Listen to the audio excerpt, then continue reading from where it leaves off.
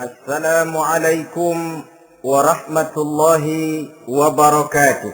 Waalaikumsalam warahmatullahi wabarakatuh. Alhamdulillahil jabbaril qahhar, al-azizil ghaffar, khaliqil jannati wan nar. Wassalatu wassalamu ala sayyidina Muhammadinil Mukhtar wa ala alihi wa ashabihil adhar, amma ba'du.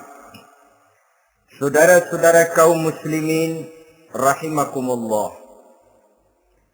Pada pertemuan terdahulu di dalam membicarakan tentang hari kiamat, saya sudah menjelaskan bahwa setelah manusia menghadapi pengadilan Qadhi Rabbul Jalil, pada akhirnya terbagilah manusia dalam dua kelompok besar, fariqun fil jannah wa fariqun fis sa'ir. Sekelompok orang masuk ke dalam surga dan segolongan lainnya lagi masuk ke dalam neraka.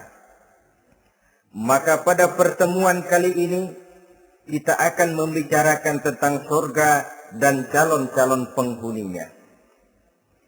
Surga dalam Al-Quran selalu disebut dengan kata-kata jannah, yang wujudnya surga itu sesungguhnya merupakan suatu tempat di akhirat nanti, yang di dalam tempat itulah Allah akan memberikan balasan berupa kenikmatan yang tiada terhingga kepada hamba-hambanya yang saleh, yang bentuk kenikmatan itu dijelaskan Allah dalam hadis kursinya, a'dadtu li'ibadiyas salihin ma la aynun ra'at wa la uzunun sami'at wa la khatar ala qalbil bashar.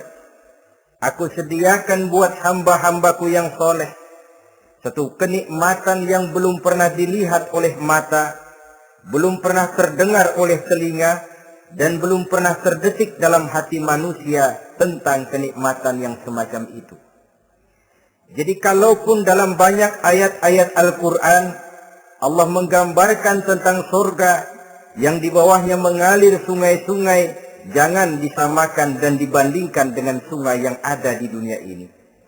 Kalau surga bercerita tentang pohon dengan segala buah-buahnya, jangan samakan dengan pohon dan segala buah-buahan yang ada di dunia ini. Kalau surga bercerita tentang istana, tentang tempat tidur, tentang permadani dan sebagainya, seluruhnya tidak sama dan tidak bisa disamakan atau dibayangkan dengan yang kita hadapi dalam kehidupan di dunia ini. Di sanalah manusia akan menemukan kehidupan yang hakiki, yang sebenar-benarnya, yang tidak akan pernah berubah untuk selama-lamanya. Adapun kehidupan di dunia ini, boleh saja kita katakan kehidupan yang kamuflase, fata morgana, atau dalam bahasa agama sering disebut dengan kehidupan khayali.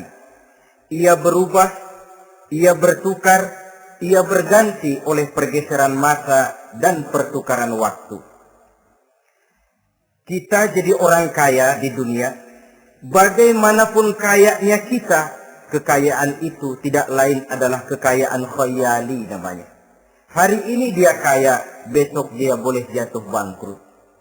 Tengoklah orang-orang kaya di dunia ini, yang tidak cuma sekedar memperkaya diri untuk dirinya sendiri saja, tapi kadang-kadang sudah mempersiapkan untuk anak-anaknya, untuk cucu-cucunya, untuk iparnya, untuk besannya, pendeknya untuk seluruh keluarganya.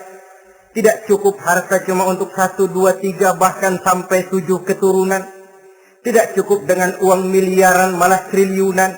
Tidak cukup dengan punya tanah yang luas, malah gunung dibeli, laut dibeli, langit pun kalau dijual mau dibeli. Sudah melampaui batas yang dinamakan kewajaran, dihinggapi penyakit rakus bin serakah alias tamak. Lalu menghalalkan segala macam cara untuk mencapai harta, padahal itu tidak lebih dari bayangan khayali.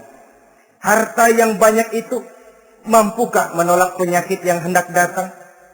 Harta yang banyak itu mampukah menahan tumbuhnya uban selembar di atas rambutnya? Harta yang banyak itu mampukah mencegah sebuah giginya yang hendak permisi? Dan pada akhirnya harta yang begitu banyak itu mampukah menolak kedatangan malaikat maut? Sama sekali ternyata tidak. Itulah kekayaan khayali namanya.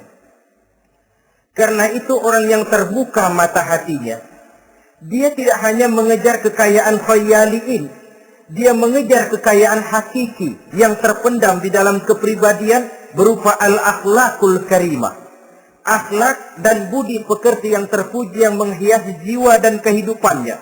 Ada sifat sabarnya, ada sifat syukurnya, ada sifat qanaahnya, dan segala macam akhlak yang terpuji. Itulah kekayaan jiwa yang tidak bisa dinilai dengan materi. Kita punya pangkat, jabatan, kedudukan tinggi, pangkat apapun di dunia ini sesungguhnya tidak lebih dari pangkat khayali. Buktinya bahwa dia pangkat khayali, pangkat di dunia ini selalu ada bekasnya. Saudara kenal ada bekas camat? Ada? Ada bekas lurah, ada bekas gubernur, ada bekas menteri, ada bekas presiden. Hari ini dia lurah, besok bekas lurah. Hari ini dia camat, besok bekas camat. Hari ini dia menteri, besok bekas menteri. Pangkat khayali. Maka Quran menganjurkan jangan pangkat khayali yang kita kejar mati-matian. Sampai menggunakan sistem jilat atas, injak bawah, sikut kiri kanan, yang penting dapat kedudukan. Padahal itu tidak lebih daripada pangkat khayali. Quran menganjurkan carilah pangkat hakiki. Kedudukan di sisi Allah, maqam di sisi Allah, itulah pangkat yang sebenarnya.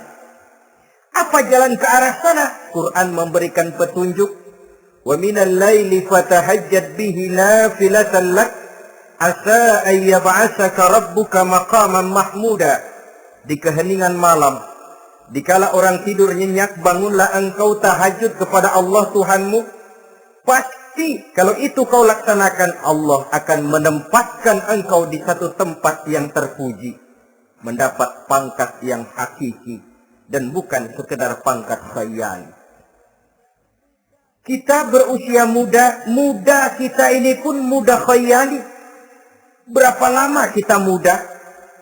Hari berubah jadi minggu, minggu bertukar menjadi bulan, bulan pergi datanglah tahun.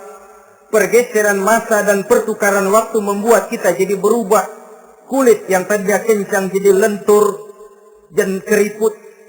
Segalanya berubah. Oleh karenanya, pada kehidupan di surga nanti, orang akan menemukan kehidupan yang hakiki, yang tidak akan pernah berubah untuk selama-lamanya. Nah, kita akan mulai dengan menjelaskan bagaimana sebenarnya keadaan surga itu. Pertama, luasnya. Berapa sih luasnya surga? Dengan logika, sekarang ini dunia dihadapi dengan kekhawatiran terhadap peledakan penduduk yang nyaris tidak terkendali. 5 miliar lebih jumlah manusia yang nongkrong di permukaan bumi.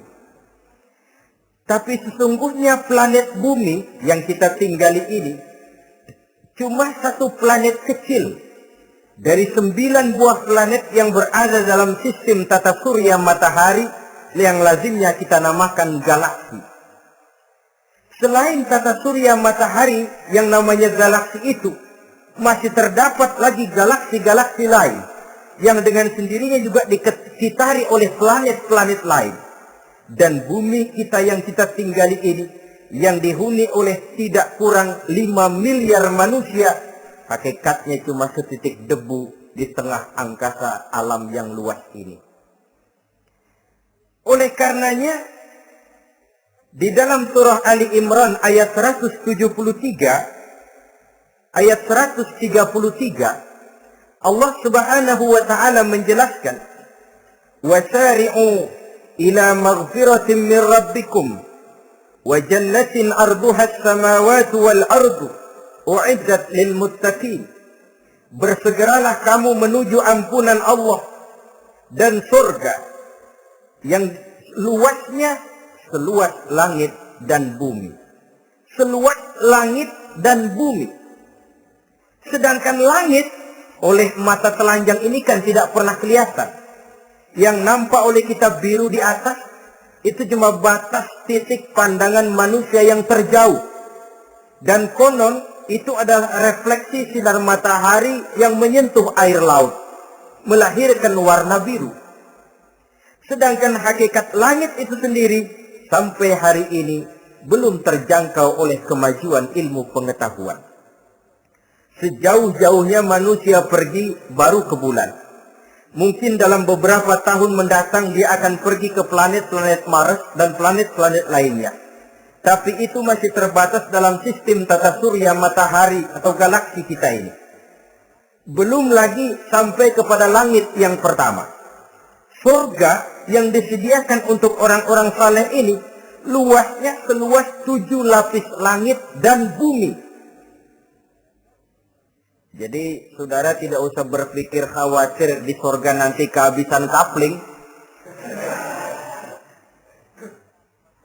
Di dunia ini saja masalah tempat tinggal sekarang ini jadi masalah pelik karena memang peledakan penduduk seiring dengan perkembangan tentang lapangan kerja yang harus disiapkan, sekolah yang mesti disediakan, sarana pendidikan yang harus disiapkan, rumah sakit untuk menjaga kesehatan, dan kompleks betul masalahnya.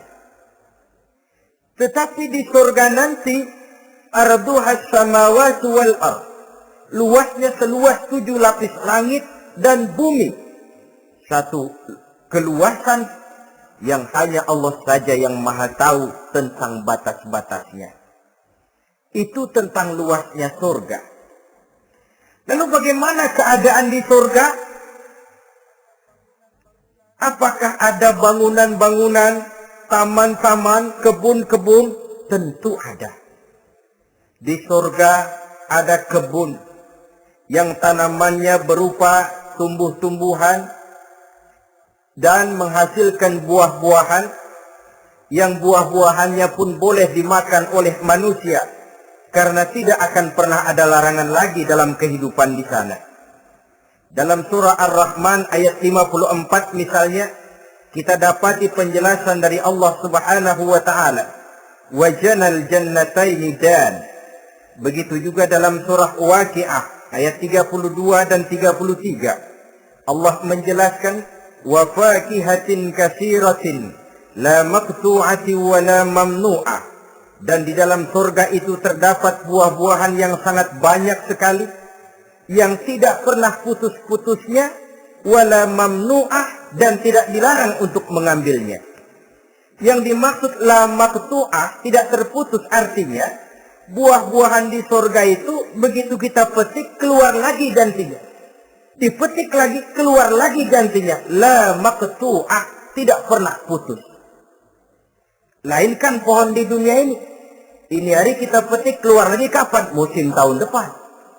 Nungguin kita. La maqtu'ah, tidak pernah terputus buah-buahan itu, wala mamnu'ah, dan tidak terlarang untuk memetiknya. Adakah pohon pisang? Pohon pisang ada. Anggur banyak. Delima pun ada. Tetapi sekali lagi, bagaimanapun hakikat buah di surga cuma sama dalam nama, tapi lain dalam wujudnya. Nanti saudara pikir, di surga pisang. Di sini juga banyak kalau cuma pisang mah. Di surga anggur. Di pasar banyak anggur. Ini cuma nama yang sama. Hakikatnya tentu berbeda. Sebab kalau hakikatnya juga sama, ya nggak usah sampai ke akhirat. Di sini pun cukup. Adanya nama-nama ini cuma untuk memberikan gambaran tentang buah-buah yang ranum, yang nikmat, yang lezat, dan yang digemari oleh manusia. Dan jangan heran, kalau di dunia ini biasanya pohon itu akarnya di bawah, buahnya yang di atas, maka di surga nanti terbalik pohon itu. Akarnya yang di atas, buahnya yang ke bawah.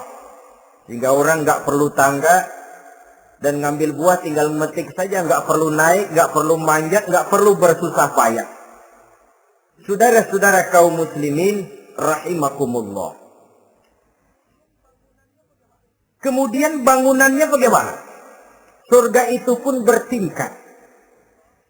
Di dalam Al-Furqan ayat 10 Allah Subhanahu wa taala menjelaskan, Tabarakalladzi in syaa'a ja'ala laka khairan min dzalik jannatun tajri min tahtiha al-anhar wa yaj'al laka qusura.